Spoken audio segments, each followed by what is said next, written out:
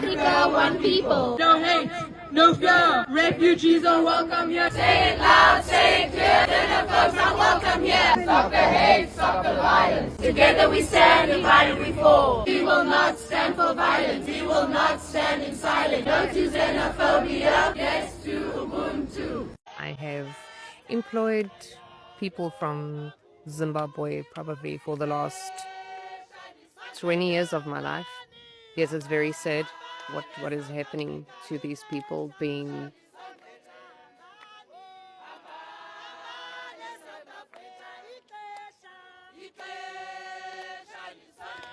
taken out of our country because they are good people.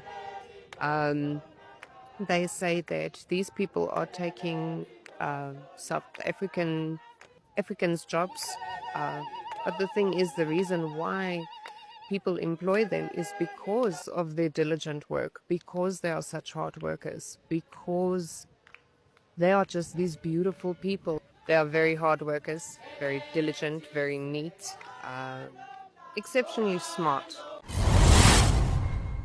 South Africans are raised, my sister. You are South African, you know you are brothers and you know you are sisters. You are too lazy. This is true. Lazy, you know what I'm saying. You are too lazy. You don't want to work. I don't know what type of you want anything for Mahara, everything for free. You just need free money.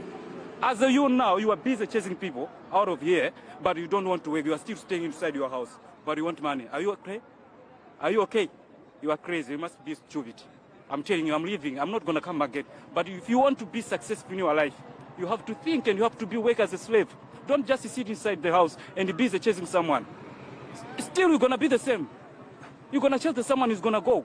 You are killing your own industry. You are killing your own economy because someone is going and the factory is killed. That factory was supposed to pay the tax. They chase all the foreigners away now, and the South Africans is fucking lazy to work. So what must we do, huh? Tell us now, what must we do? Give us a solution. If you can give us a solution, then we can take it from there. I don't see anything wrong with the response of the white South Africans that they like these African migrants. They prefer them to the black South Africans.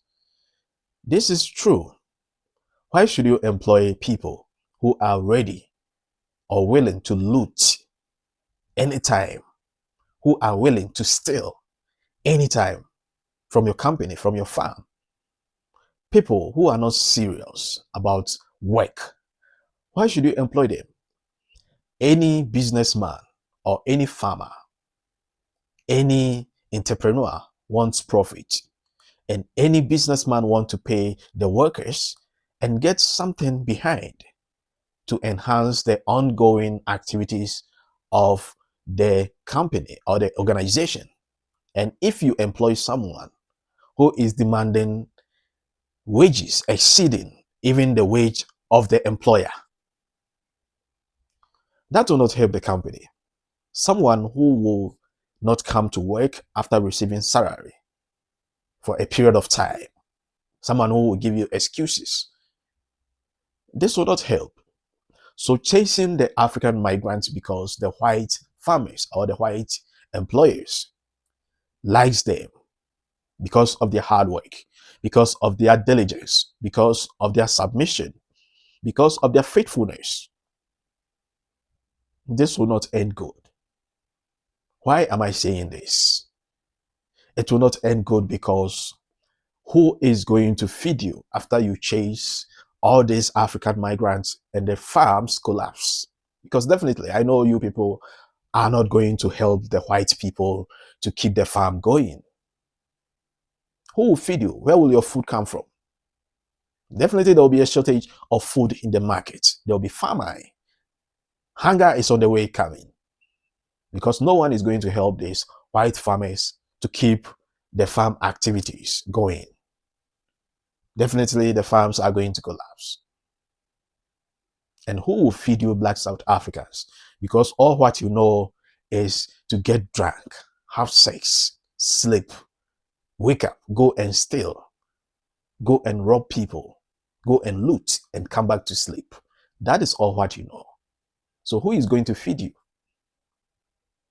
after the farms are collapsed?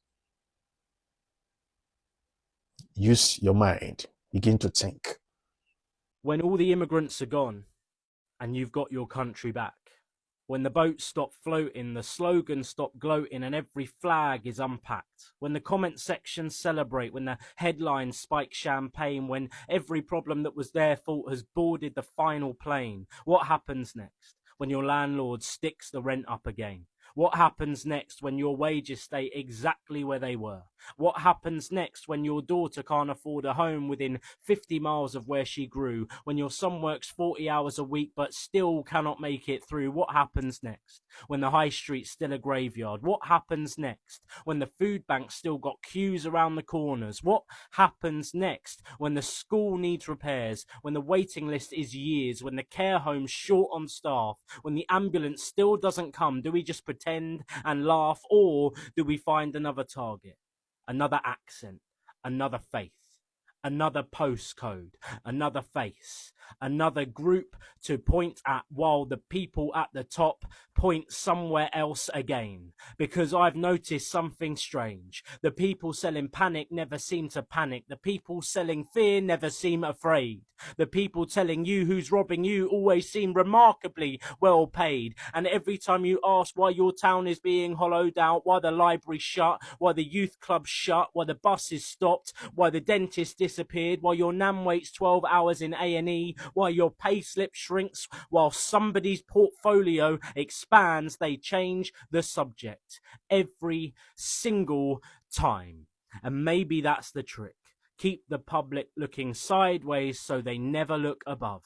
Keep them arguing with their neighbours instead of asking where the money's gone. Keep them furious at strangers instead of curious about power. Because if we're all shouting at each other, no one's knocking on the right door. So when all the immigrants are gone and you've got your country back, and the rent still rises and the bills still bite and the town still feels abandoned and your kids still leave because they have to, and the people who promise salvation are already searching for somebody new to blame, what happens next? Because if the answer isn't immigrants and it isn't refugees and it isn't people arriving with nothing, then eventually we might have to talk about the people who arrived with everything. I am very happy about the response of the white South Africans towards this vigilante group called March and March, because these people are only there to destroy. They are only there because they are jealous. They are only there because they envy this African migrant. But instead of envying them, why don't you check your attitude, your character, your behavior, your laziness towards the society that you live in? Why don't you find something to do with your hands? Why don't you be responsible? Why don't you stop being lazy? Why don't you stop being addicted to alcohol? Why you don't want to work, but instead you are jealous of someone who works and become responsible for his livelihood? This is nonsense, and I appreciate the white South Africans' actions, their grievances towards this nonsense vigilante group called March and March. Don't forget that the Dutch settlers who came to South Africa in 1652 were mainly farmers, and up till now their main occupation is farming, and that is keeping the country moving. The country's economy is largely based on agriculture, and if they do not employ people who are willing to work, people who are not lazy, people who are submissive to their work, then what will be the future of their farms? Definitely, their farms are going to collapse. And sometimes they even label the African migrants as criminals. But we all know who they are, the real criminals, who calls the innocent criminals. We know them. I will not continue my grievances. I have to end here. But before I end, I will tell you that a word to the wise, it is always enough. Like the video, please subscribe to this channel and drop your comment at the comment section.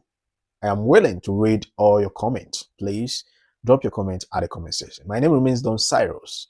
I will see you in my next video. I appreciate your stay. I appreciate your time.